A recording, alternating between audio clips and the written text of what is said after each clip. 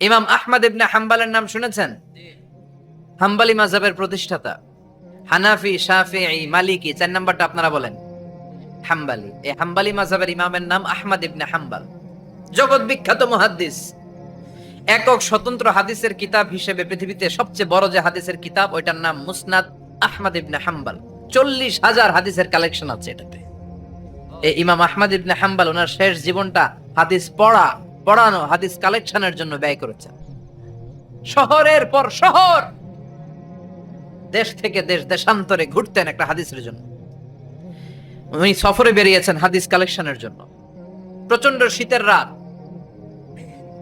উনি মাগরিবের নামাজ, এশারের নামাজ পড়ে একটা মসজিদে শুয়ে পড়লেন, আর শুয়ে শুয়ে হাদিস পড়তেছেন। কি পড়তেছেন?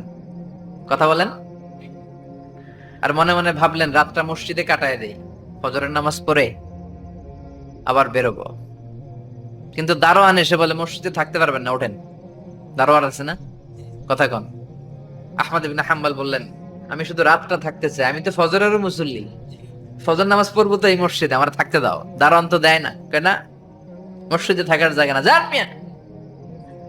উনি যে আহমদ ইবনে হাম্বাল এটা চিনে নাই, থাকতে দেয় না। কি করবে এখন? উনি কাঁথা গুছিয়ে হাদিসের কিতাব নিয়ে, কাঁধের মধ্যে ব্যাগ নিয়ে মসজিদ থেকে বেরোয় গেলেন। কি আর করবেন, প্রচন্ড শীত, আর কাঁপতেছেন, বুড়ো মানুষ।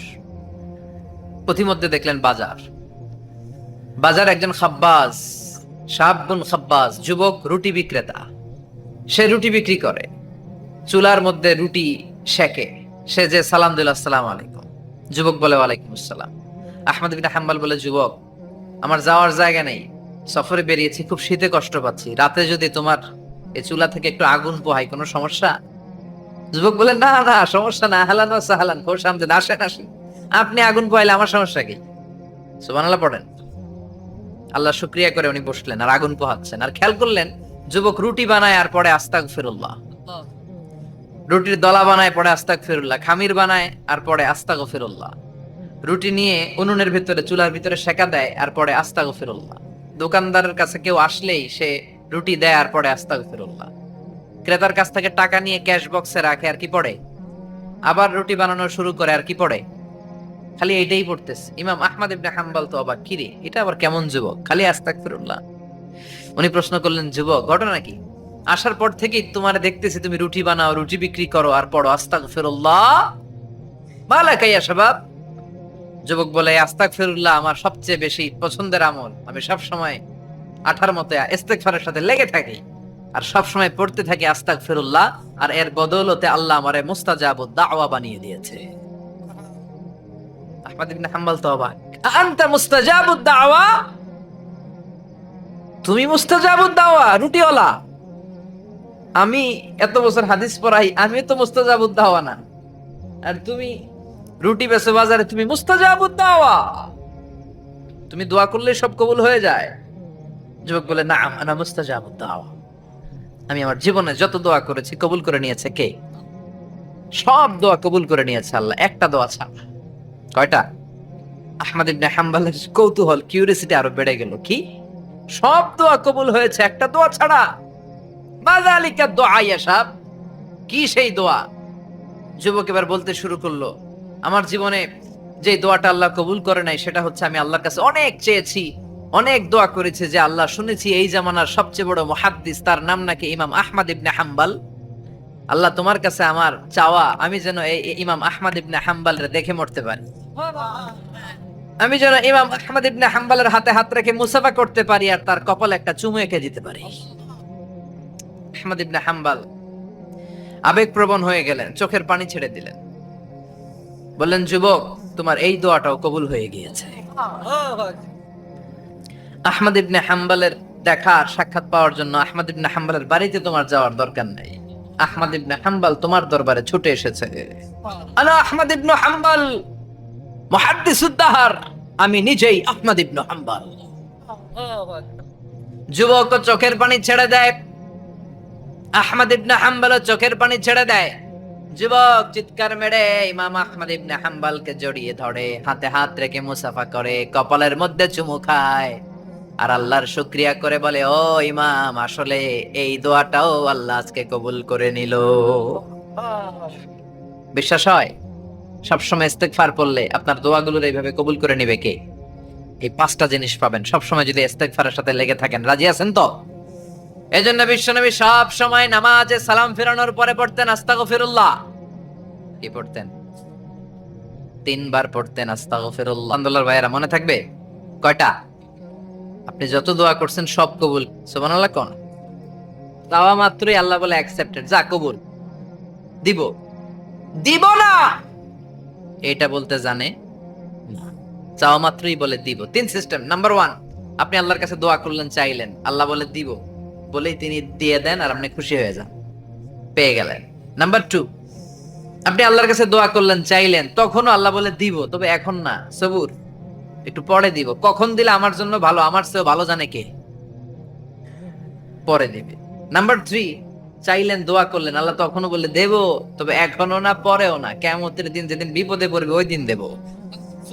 যেদিন তোর বাবা তোরে চিনবে না, তোর মা তোরে চিনবে না, বন্ধু বন্ধুরে চিনবে না, পীর সাহেব মুরিদরে চিনবে না, মুরিদ পীর সাহেবরে চিনবে না, ইমাম সাহেব মুসল্লিরে চিনবে না, মুসল্লি ইমাম সাহেবরে চিনবে না, কেউ কাউরে চিনবে না। ওই কঠিন দিনে তোরে আমি বাঁচাইয়া দেব। তাই দোয়া যা করছেন ছোটবেলা থেকে আজকে পর্যন্ত, লস হয়েছে না লাভ? লস না লাভ?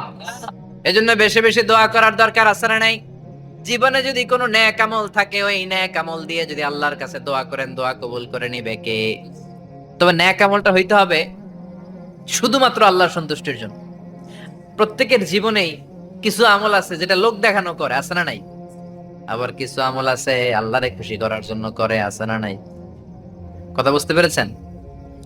রাত্রিবেলা যাচ্ছেন, কেউ নাই, রাস্তায় হঠাৎ দেখলেন মসজিদ, পাশে লেখা বড় করে দান বাক্স, পকেট থেকে কচকচে 1000 টাকার নোটটা ওইখানে ঢেলে দিলেন দান বাক্সের ভিতরে। কেউ দেখে নাই, দেখছে কে? এটা পৃথিবীর কাউরে দেখানোর জন্য দিছিলেন? এই দানটা আল্লাহর কাছে প্রিয়। গোপন দান আল্লাহর রাগকে কমিয়ে দেয়। সুবহানাল্লাহ বলেন। আল্লাকা সিররুন ইনদাল্লাহ বাইনাকা আনতা ওয়া বাইনাল্লাহ, আল্লাকা সাদাকাতুন তাখফা লা ইয়ালামুহা ইল্লাল্লাহ, আল্লাকা সিররুন ইনদাল্লাহ বাইনাকা আনতা ওয়া বাইনাল্লাহ, আল্লাকা সাদাকাতুন তাখফা লা ইয়ালামুহা ইল্লাল্লাহ। সুবহানাল্লাহ বলেন। আল্লাকা সিররুন ইনদাল্লাহ, তোমার আর তোমার রবের মাঝে এমন কোন গোপন জিনিস আছে নাকি যেটা আল্লাহ ছাড়া কেউ জানে না? তোমার কোনদিন কোন গোপন দান আছে নাকি যেটা আল্লাহ ছাড়া কেউ দেখেনি? ওই দানটা আল্লাহর কাছে প্রিয়। চিল্লায় বলেন ঠিক কি না? এরকম কোন গোপন আমল দিয়ে যদি আপনি আল্লাহর কাছে ওসিলা করে দোয়া করেন, আল্লাহ ওই কঠিন বিপদের দিনে এই আমলটা করছিলাম শুধু তোমারে দেখানোর জন্য, এর ওসিলায় বাঁচাও, বাঁচাবে কে? বুখারীতে একটা হাদিস আছে, সালাসাতুন ফিল গার, বনি ইসরাইলের 3 লোক সফরে বেরিয়েছে, মরুভূমির সফর, মাঝখানে তুফান, কই যাবে, কই বাঁচবে, দৌড়াদৌড়ি শুরু। দৌড়াতে দৌড়াতে এক পাহাড়ের গুহার ভেতরে আশ্রয় নিয়েছে। গুহা চিনেন তো? পাহাড়ের গুহা। আশ্রয় নেয়ার সাথে সাথেই বৃষ্টির পানির ঝাপটায় পাহাড়ের উপর থেকে বিশাল এক পাথর খণ্ড এসে পাহাড়ের গুহার মুখটা বন্ধ করে দিয়েছে। বন্ধ, অন্ধকার। এরা পড়ছে বিপদে, হায় হায়, বাঁচার জন্য ঢুকলাম, এখন দেই মরণ। ঢুকছিল কি জন্য? এখন মরণ। বিশাল পাথরের খণ্ড এসে গুহার রাস্তাটা বন্ধ করে দিয়েছে। 3 জন গায়ে যত শক্তি ছিল ধাক্কায়ও পাথর সরাইতে পারে না। হায় হায়, অক্সিজেন ভিতরে যা আছে আধা ঘন্টা শেষ হয়ে যাবে। কি করে বাঁচবো? বাঁচার উপায় নাই। চিল্লা ফাল্লা শুরু হয়ে গেল, কান্নাকাটি শুরু। একজন বলে, তোমাদের জীবনে কার কি নেক আমল আছে, যেই নেক আমলটা আল্লাহর ভয়ে করছিল, ওইটার ওসিলা দিয়ে দোয়া করে দেখো কিছু হয় কিনা। সুবহানাল্লাহ কোন? এটাই উপায়। একজন হাঁটু গেড়ে চোখের পানি ছাড়া শুরু করছে, দোয়া শুরু করছে, আল্লাহ আল্লাহুম্মা কানাত লি আবাওয়ান শাইখান কাবীরান, আল্লাহ আমার বাবা মা ছিল বৃদ্ধ বৃদ্ধা, আমি পেশায় রাখাল, সারাদিন ছাগল চড়িয়ে রাত্রিবেলা দুধ আনতাম, সবার আগে আব্বা আম্মারে দিতাম, এরপরে আমার ছেলে মেয়ে, এরপরে স্ত্রী। একদিন গভীর রাতে এসে দেখি আব্বা আম্মা ঘুমায়, দুধের বাটি নিয়ে আব্বা আম্মার মাথার সামনে দাঁড়িয়ে রইলাম। ছেলে মেয়েগুলো আব্বা এসে বলে, আব্বা দুধ দাও। আমি বললাম পরে, আগে আব্বা আম্মা খাবে, তারপরে তোরা। ছেলে মেয়েগুলো কান্না জুড়ে দিল, আমি দেই নাই। ফজর পর্যন্ত দাঁড়িয়ে রইলাম। ফজরের আগ দিয়ে আব্বা আম্মা ঘুম থেকে উঠে দেখে তো আমার অবাক, কিরে বাবা দাঁড়িয়ে কেন? বললাম প্রতিদিন দুধ খেয়ে ঘুমাও, আজকে আগে আগে ঘুমিয়েছো, দুধ খাও নাই, তোমাদেরকে আগে দিব বলে দাঁড়িয়ে রইলাম। আল্লাহর ডেকে বলে, আল্লাহ ওই দিন সারা রাত দুধের বাটে নিয়ে মা বাবার শিওরে আমি দাঁড়িয়েছিলাম। ফজরের সময় আব্বা আম্মারে দুধ খাওয়ালাম, তারপরে ছেলে মেয়েদেরকে দিয়েছিলাম, তারপরে স্ত্রীর মুখে দিয়েছিলাম। ও মাবুদ, ওই দিনের এই কাজটা আমি দুনিয়ার কাউরে খুশি করার জন্য করি নাই, শুধুমাত্র তোমার খুশি ছাড়া।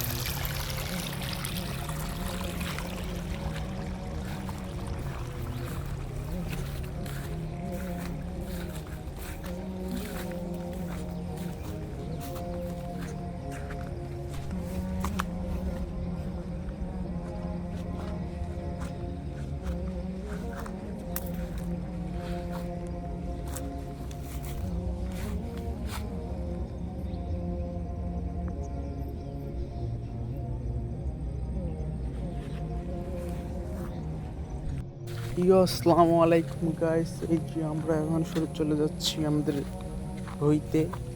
চষা শুরু হবে আজকে থেকে,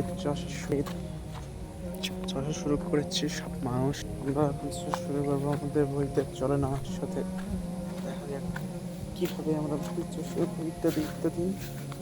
তো আমার ফোনের ক্যামেরা একটা ভালো না, যারা নেই ভিডিও করেন।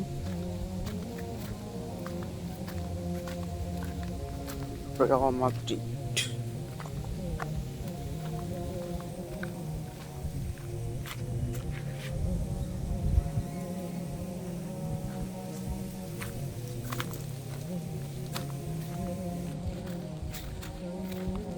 তো আপনারা দেখতে পাচ্ছেন আমরা কিভাবে রোদের মধ্যে কাজ করতে করতে যাচ্ছি।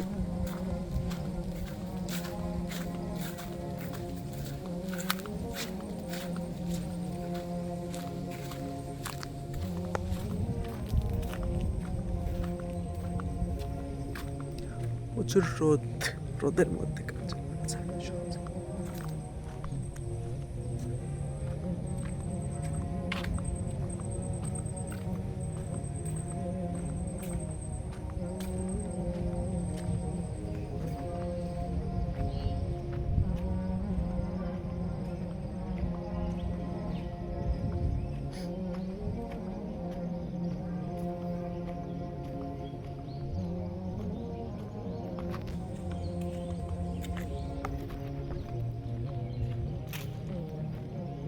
এই এলাকাটা একটু অন্যরকম মতো, এখানে সহজে মানুষ খুঁজে পাওয়া যায় না, দেখতে পাচ্ছেন। প্রায় মনে হয় আমি 2 ঘন্টা থেকে হাঁটে বেড়াচ্ছি, এখনও কারোর সাথে তেমন দেখা হয়নি, শুধু একটা কুকুরের সাথে দেখা হয়েছে। কুকুরের সাথে তো দেখা হয়ে লাভ নেই, কারণ কুকুর তো কামড়া দিতে পারে। সো দেখা যাক, ভিডিও অন করলাম, এমন কিছু প্যারানর্মাল কিছু হইতে পারে সেগুলো আপনাদের কাছে আমি এখন প্রকাশ করব। প্যারানর্মাল বলতে ভৌতিক কিছু, আমার সামনে কোনো দায়িত্ব পর্যন্ত ভূত পড়েনি, দেখা যাক তা ভূত পড়ে কিনা।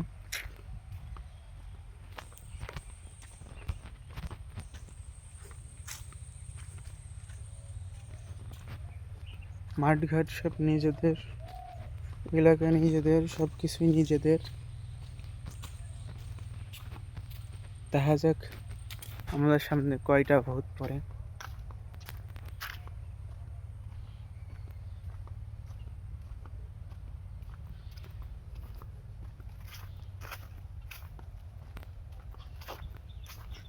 ভাবছি 16 Pro Max এক্সচেঞ্জ করে 17 Pro Max কিনবো।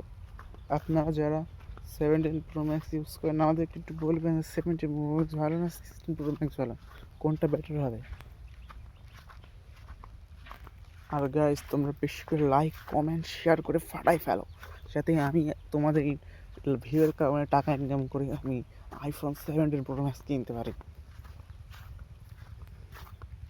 প্রচুর রোদ, রোদের মধ্যে আসছি মাঠের মধ্যে, সমস্যা নেই, ভয়ও লাগছে আর চাইতেও ইচ্ছা করতেছে।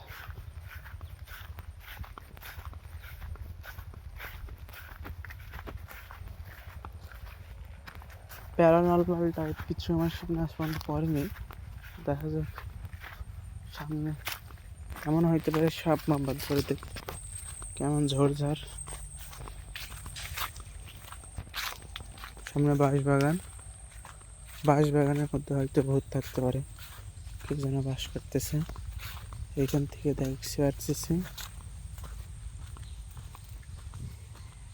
আমাকে দেখায় পড়াইলো, চিনি না।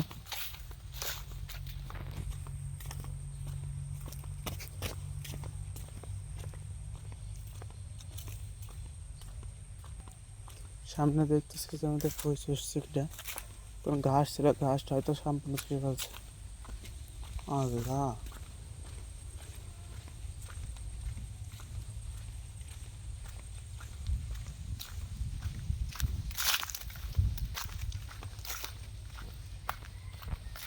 না